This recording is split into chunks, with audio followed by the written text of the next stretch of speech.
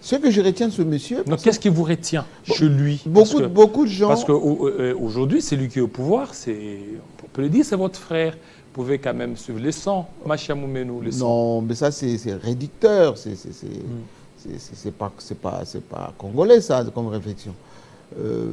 Moi, je suis foncièrement républicain, nationaliste. J'aime vivre en harmonie avec à la fois mes principes, mais également avec tous mes compatriotes. Je suis des Kabaye Kamanga, je suis Mukwakanjina, je suis du Kassai, je suis de la famille du président, ma mère et ma grand-mère et Mukwantombolo, comme vous savez, etc. C'est mon frère. Et je l'aime beaucoup. Ça n'a rien à voir avec comment dire, la gouvernance. Ça n'a rien à voir avec, comme qui dirait, la vie de tous les jours. Quand vous regardez Télé 50, notre président, il est diffusé en permanence lorsqu'il y a des choses à faire pour le pays. Nous le faisons tous les jours. Nous échangeons. Dernièrement, nous étions ensemble, on a échangé, etc. Il n'y a pas de dire il est avec tel, il n'est pas avec tel. Ça ne fonctionne pas comme ça, la vie. Rappelez-vous, le maréchal Mobutu était ami à Étienne Tshisekedi. C'est son ami, jusqu'à la mort, c'est son ami. Quand Tshisekedi a eu des soucis, enfin, d'abord Mobutu lui-même, quand il a eu des soucis, il a eu un décès dans sa famille, Tshisekedi est parti avec Maman Marthe à Bado, rendre service, faire une visite à Mobutu. Quand Mobutu est tombé malade, moi j'étais avec Étienne Tshisekedi à Paris, il est parti jusqu'à Nice lui rendre visite, etc. Malgré que politiquement, il ne voyait pas les choses de la même manière. Et je veux dire que ce qui est important pour notre pays, c'est le bien-être. C'est la bonne gouvernance. Moi, je suis préoccupé par ce qui se passe chez nous, au Kassai, à Kabeya Kamanga, exactement. C'est là où on m'a baptisé Jean-Marie, à Kabeya Kamanga, à Kenankuna. Vous avez vu le dernier événement qui vient de se passer là-bas. Oui, le pont est tombé. Ensuite, il y a le conclave vient de se terminer à la Munkamba, il y a à peine avant-hier d'ailleurs, avec tous nos frères et sœurs qui sont partis là-bas.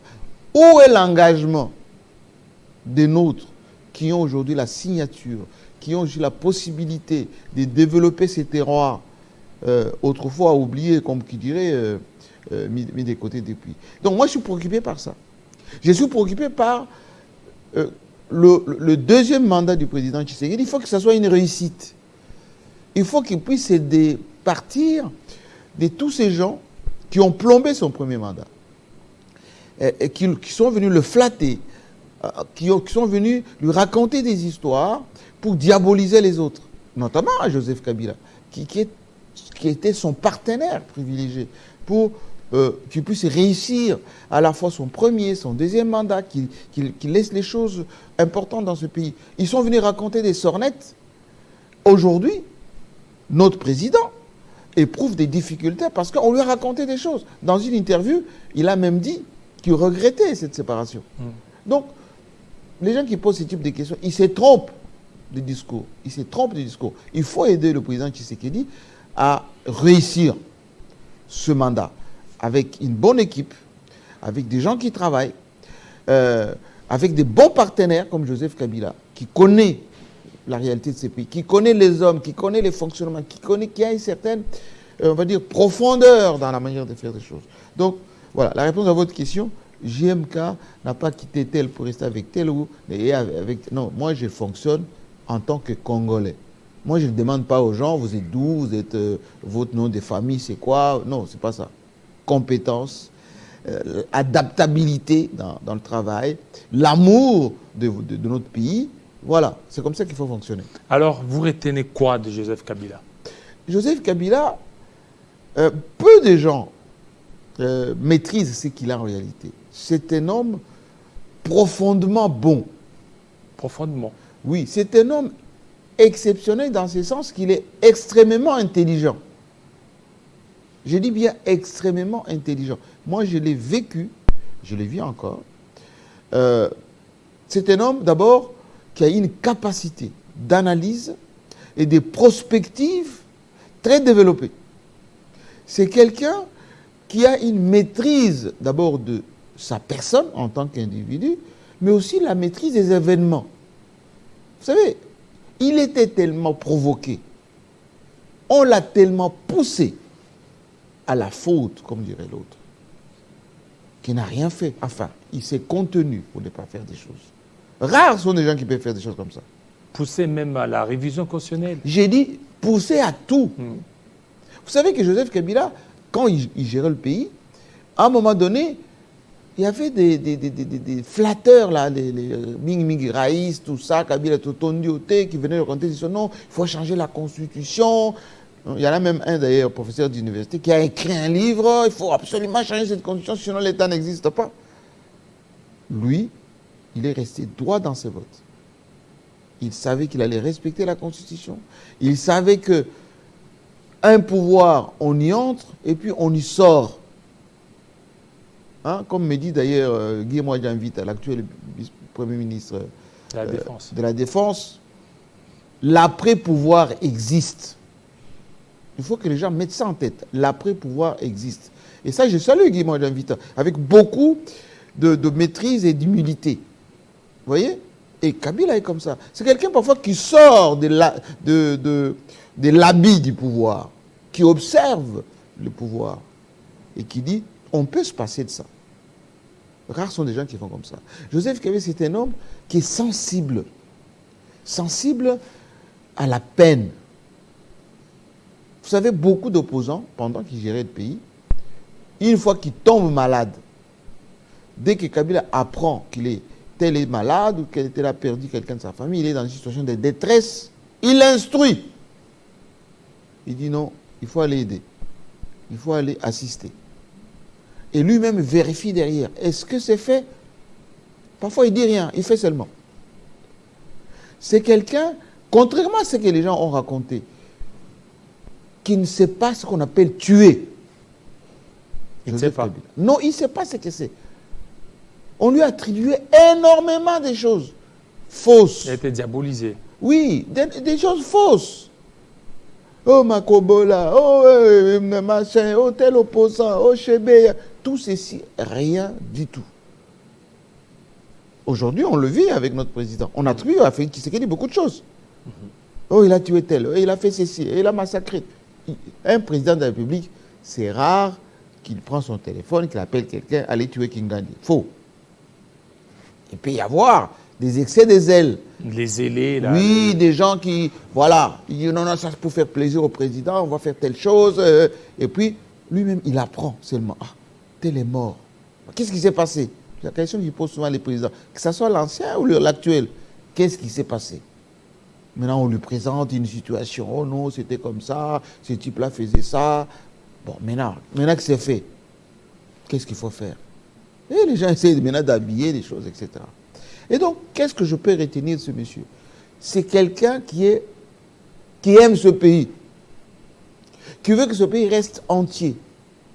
Quand, par exemple, des situations adviennent, des misères, comme on est en train de le vivre, des situations difficiles, etc., il est préoccupé. À l'est, des villes qui tombent, etc., il est préoccupé. Maintenant, il laisse à ceux qui ont la gouvernance du pays, la signature du pays, s'en occuper. Les jours où il sera consulté en la matière, il pourra donner son point de vue.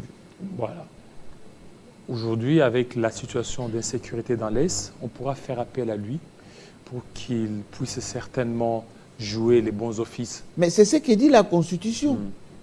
J'ai dit c'est ce que dit la Constitution. Regardez en France, Macron, par rapport à la situation difficile en ce moment avec la Russie, il a consulté à 3 jours et François Hollande et Nicolas Sarkozy, hein, qui sont les seuls qui sont restés en vie.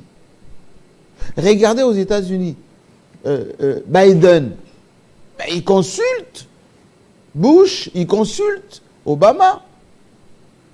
C'est ce qui est prévu dans les textes. C'est ce qui devait normalement se faire dans notre pays. Regardez même en Afrique du Sud, Ramaphosa, mais il consulte même Zouba, qui est parfois même adversaire à lui, etc. Ça devrait être comme ça dans notre pays. Moi, j'ai des conseils aux chantres, aux faucons, qui diabolisent en permanence, qui sont dans une culture, il faut tordre les coups, il faut bloquer la situation, il faut mettre des gens en difficulté, etc. Parce que tout passe. Tout passe, monsieur Kilolo, tout passe. Et lorsque tout passe, on se rend compte après qu'on n'est que des individus, on n'est que des êtres humains, des chairs et des sangs. Voilà, puisque nous parlons de Joseph Kabila, cela ne nous empêche pas d'égratigner certains sujets d'actualité en République démocratique du Congo. Vous avez parlé de l'unité nationale. Joseph Kabila était épris par ses sentiments. Mais la composition du gouvernement, beaucoup de gens dénoncent. On se rend compte que c'est une partie ou une province qui se retrouve massivement dans le gouvernement, alors que d'autres se plaignent. Bon, je pense qu'il y a un peu à boire et à manger dans tout ceci. Il y a des choses qui sont vraies, il y a d'autres qui ne le sont pas. D'abord, ce n'est pas, je vais dire les mots tels qu'ils sont, les Kassaïens, les Louba qui sont majoritairement dans ces gouvernements. Non, c'est pas ça du tout. Parfois, même, on confond le nom des gens avec leur tribu. Il y a des Kabamba qui sont dans les Bandundu, il y a les Mulumba qui sont dans les Maniema, ou même, je dirais, dans d'autres provinces, etc. C'est pas ça du tout. Moi, je pense que, certes, il y a eu des nominations de beaucoup de Kassaïens dans le premier mandat, etc.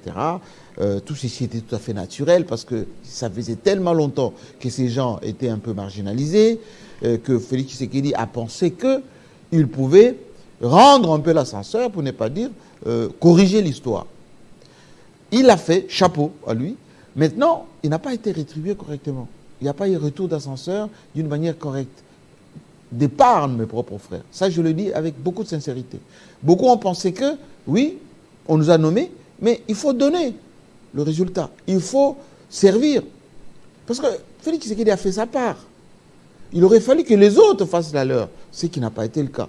Maintenant, il est en train de corriger des choses. Regardez les services de sécurité, même dans ce gouvernement, etc. Encore une fois, il faut que les gens, lorsqu'on leur donne des responsabilités, qu'ils travaillent. Ce qui pose problème, c'est quoi? Ce sont les plateformes politiques. La classe politique, elle est foncièrement égoïste. Notre classe politique. Ces gens, excusez-moi du peu, ils n'aident pas les chefs d'État en fonction. Joseph Kabila a beaucoup souffert avec ces gens, mais il était quand même assez directif. Il arrivait à les contenir et orienter des choses. Je demande que Félix Tshisekedi fasse la même chose. Pourquoi? Parce que quand ça va capoter, ou quand il y aura moins de résultats, ce ne sont pas eux qui seront visés. C'est le président qui sera visé. Mobutu a été diabolisé, cher ami, parce que pensant que c'est lui qui était le diable incarné, comme Nguz Karlebond avait écrit dans son livre, hein, 78, 79 déjà, Mobutu, l'incarnation du mal. Mobutu n'était pas l'incarnation du mal. Mobutu s'était entouré des amis, d'abord avec lesquels ils ont fait les coups d'État en 65, des militaires, certes, mais il y avait aussi des civils. Ensuite, au sein du MPR, il y a eu beaucoup de caciques. Les mêmes, en 78, qui ont fait et écrit au niveau du Parlement cette fameuse lettre des 52 pages, où ils ont dit exactement le contraire de ce qu'ils ont fait ensemble avec Mobutu. En 1982, ils créent l'IDPS. Vous savez, c'était d'abord le droit de tendance, etc. Et ça s'est terminé par un parti politique. En 90, à Lancélé, les mêmes qui ont profité de l'argent, profité du pouvoir, profité, envoyé les relais Macang en Belgique, partout, acheter des maisons, à Lancélé. Quand Mobutu prononce la phrase, je vais demander que vous trouviez désormais un nouveau président du MPR, parce que le MPR devient un fait privé, ces gens-là dans la salle commencent à écrire les statuts de leur parti politique. C'est à partir de ça que Mobutu s'est rendu compte qu'il a commis la bourde de sa vie. Il vient de se trucider lui-même. C'est pour ça qu'il avait pleuré.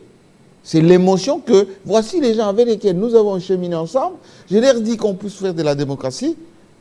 Moi-même, je viens de me tuer. C'est ça l'émotion. La fameuse comprenez mon émotion. C'était ça. Et ils ne se sont pas apitoyés sur lui.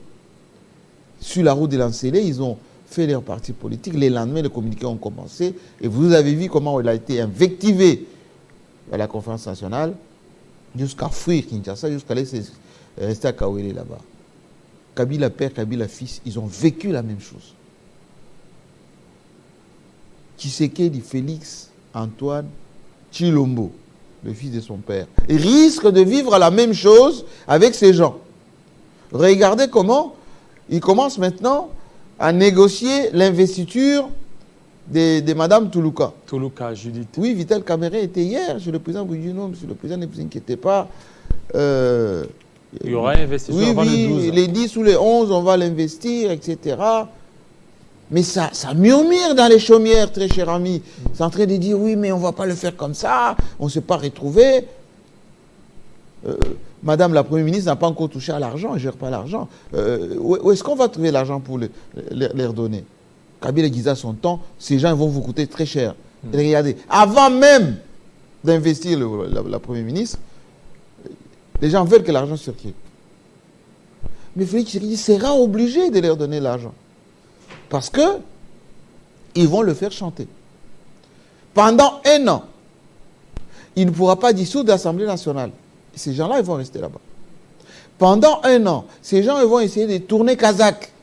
Certains vont se rapprocher des Camérés, parce que Caméré, vous savez, il est social, lui. Hein, il a reçu pour la première fois les cadres de l'Assemblée nationale. Alors, moi, transport rapide, c'est que l'autre là ne faisait pas. Et Caméré, il va les assister pendant le deuil, pendant les problèmes, etc. C'est un homme social. Enfin, il ne faut pas qu'il exagère quand même, parce qu'il n'est que président de l'Assemblée nationale. Ce n'est pas l'exécutif qui a l'âge. Mais le peu qu'on lui donne là pour le fonctionnement de l'Assemblée, il va pouvoir redistribuer. Et ces gens-là, sachant que c'est le dernier mandat de Félix Tshisekedi, constitutionnellement parlant, ils vont pouvoir chercher là où va l'eau, là où ira l'eau. Et c'est là où il y aura de négociations. Et c'est là où Kabouya aura du pain sur la planche. Heureusement qu'il n'est pas allé au Sénat ou au gouvernement. Il est resté au parti. Il est resté là-bas à l'Assemblée nationale pour tenir Mbosso à l'œil, pour tenir Tshilombaï à l'œil, pour le booster aussi, parce que Tshilombaï n'a pas encore beaucoup de bouteilles. C'est un grand professeur d'université, bien sûr, mais Kabouya, il sera là, avec le groupe parlementaire, avec tous ces gens qui sont là, pour que Toulouka ne soit pas trop bousculé, pour que Tshisekedi ne soit pas trop bousculé. C'est pour ça qu'il est resté à l'Assemblée nationale. Et donc, la représentativité dont vous parlez, c'est fonction des plateformes politiques. Donc ce sont ces plateformes qui seront une pesanteur pour Toulouka. C'est déjà. Je vous avais dit que Toulouka, ce n'est pas classique de l'UDPS. Elle est technocrate, voilà. Ça, elle va bien le faire. Mais pour rencontrer ces gens-là la nuit, faire un peu ce qu'on appelle la politique politicienne, je ne la vois pas, en tout cas dans les combines. Hein. Alors, le plus grand perdant, n'est-ce pas, c'est Bahati Lukwebo, lui aussi, qui continue aussi à broyer du noir. Oui, Bahati Lukwebo, je vous l'avais dit la fois passée, l'objectif était d'abord que l'UDPS et Félix Tshisekedi aient les coups de franche pour gouverner et surtout, peut-être préparer l'après-deuxième mandat. En diluant le maximum possible les challengers. Le premier challenger, c'est Vital Kamere, qui prie individuellement. L'UNC n'a pas beaucoup d'élus. Mais Vital s'est aussi entouré maintenant de plateformes politiques avec beaucoup de... Vous savez, son PCR là, c'est ça qui va faire la force de Vital. En diminuant Jean-Pierre Bemba, ils l'ont enlevé de la défense, là il pouvait peser, etc. Parce que c'est un peu, hein, voilà. Ils l'ont envoyé au transport, il faut que j'ai beaucoup de problèmes là-bas. Il y a suffisamment de problèmes, mais manque de choses. Ensuite, en diminuant Bahati Lukwebo, l'homme qui avait beaucoup d'élus, qui avait beaucoup de réseaux, l'homme qui... Donc, c'est Bahati Lukwebo, s'il avait suffisamment de poids politique, etc., il pouvait peser dans la prise de décision plus tard. Mbosso, c'est tout à fait normal. Voilà, on lui a fait jouer le rôle, premier mandat, un rôle, maintenant on va faire jouer un autre rôle. C'est tout. Maintenant, c'est l'UDPS qui est toute puissante, qui va pouvoir gérer tout ce beau monde. Mais c'est mal connaître aussi l'environnement congolais. Ce n'est pas mathématique, la classe politique congolaise. C'est jamais mathématique. Donc vous verrez que ça va se passer. Il y aura beaucoup de sport dans ces parlements. Alors, pour terminer, la restructuration du cabinet du chef de l'État. On a vu Guilain Nyembo occuper la vice-primature du plan.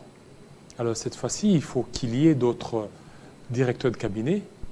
Il y aurait des noms qui circuleraient, entre autres Boussania Mouissi, Batulu Kwebo, Anthony Kinzo et tant d'autres. Non, je pense que ça ne serait pas bon de mettre un politique directeur de cabinet du président. Ni Boussania Mouissi, ni Batulu Kwebo. Ça, c'est mon avis. Félix Tshisekedi a besoin aujourd'hui d'un très bon technocrate et avec une dimension politique. Technocrate, pourquoi? Il nous faut quelqu'un qui sait piloter des équipes, des desks, ce qu'on appelle les collèges au niveau du cabinet. Quelqu'un qui est capable de tenir des longues réunions, qui a la capacité de synthétiser les dossiers, qui est un manager, qui sait aussi organiser le cabinet d'une manière structurée, de sorte que Félix Tshisekedi n'ait pas de problème de compréhension des dossiers, de traitement des dossiers, non. Un vrai directeur de cabinet, comme l'était le Nimi Maïdi Kangimbi, comme l'était le professeur de droit ici, qui était à la Cour de cassation il n'y a pas longtemps. Vundowe Tepemako. Comme l'était Némi Mouilania, par exemple. Il est technocrate de haut niveau avec une dose politique, etc. Et donc, Félix a besoin de ça. Deuxièmement, il a besoin des collèges de vrais spécialistes, des vrais techniciens des dossiers au niveau du cabinet. Il a besoin des envoyés spéciaux, des bons envoyés spéciaux, c'est-à-dire des gens qui traitent des dossiers, il peut les envoyer à l'étranger, faire de la vraie diplomatie à la place du président, là où il devait partir tout le temps. C'est ces gens-là qui devaient être envoyés, ils préparent les terrains, etc. Et après, le ministre des Affaires étrangères peut partir. Les ambassadeurs itinérants. Il doit avoir là-bas ce qu'on appelle de conseillers privés au niveau du cabinet. Des conseillers privés. Ces conseillers privés font quel travail? Le travail d'intermédiation avec la classe politique, avec les ambassadeurs, avec les chégués, avec les étudiants. Ce sont ces gens-là qui sont les envoyés du président, qui peuvent, avec le moyen logistique nécessaire, traiter les dossiers à la place du président, pour ne pas exposer le président. Ainsi, son desk communication va faire un travail de visibilité de ce qu'il fait, de la présentation de sa politique, de sa vision, mais surtout de rendre compte régulièrement de ce qui est fait. Ce qui n'est pas fait jusqu'à aujourd'hui. Donc pas un politique comme Kamere à l'époque. Non. Un politique, ça va toujours chercher à faire de l'ombre au président, enfin, ça va faire des trafics d'influence, ça ne va pas travailler, ça va être toujours dans les cérémonies avec le président. Et mais Moulania était politique aussi. Il était d'abord technocrate, c'est un bon juriste, mais à un moment donné, on lui a fait jouer un rôle politique parce que le gouvernement était faible. À un moment donné, c'était une transition. Joseph Kabila était pour son deuxième mandat, le dernier mandat, donc il y avait la préparation un peu de tout ceci. C'est pour ça que Moulania faisait un peu de la politique, mais n'était pas puissant au niveau du PPRD, il jouait bien important au sein du FCC. Donc il faut le profil comme celui du prédécesseur, Guilain Nyembo. Non, Guilain Nyembo, il a péché par beaucoup d'effacement. Moi, je le connais depuis la Mais Belgique. lui, DPS voulait ça, quelqu'un qui s'efface. Non, on n'a pas besoin de quelqu'un qui s'efface pour s'effacer. On a besoin de quelqu'un qui travaille, qui tient des réunions, qui reçoit à la place du président, qui répond aux courriers. C'est des choses comme ça qu'il faut faire. C'est pas comme notre ancien Premier ministre, non, je ne dérange pas le président, bon, non, je ne me gère pas là-dedans. Non, c'est pas ça du tout. Les Vundowe Tepemako, les Nimi Maïdi Kangimbi, Nimi est parti à Bruxelles défendre la RDC. envoyé par le Zaïre de l'époque, par Mobutu. Et donc, un directeur de cabinet, c'est le cerveau du président. C'est pour ça qu'il contresigne les ordonnances du président. Voilà. Voilà, et on merci. attend, justement, Merci. ces cabinets avec beaucoup d'impatience. Merci beaucoup. Merci, fidèles téléspectateurs. Merci à vous, Jean-Marie Kassamba. Merci et bon anniversaire. Okay. On va boire un petit verre tantôt, là, à l'honneur des grands sportifs ici, Joseph Kabila Kabange. 53 ans aujourd'hui, et il continue toujours à transpirer comme ça. Voilà, ça c'était. Là, il était trop jeune, là. Oui, c'était en 2011. Hein. 2011. Et voilà. Et il est comme ça. Jusqu'à aujourd'hui, il marche beaucoup et il fait beaucoup de sport. Voilà. Un corps sain dans un esprit sain dans un corps sain. Voilà, effectivement. Voilà. Merci, fidèles téléspectateurs. Nous vous laissons sur ces sons, sur ces images des 53 ans d'âge de Joseph Kabila Kabange. Restez branchés sur Télé 50 à 13h.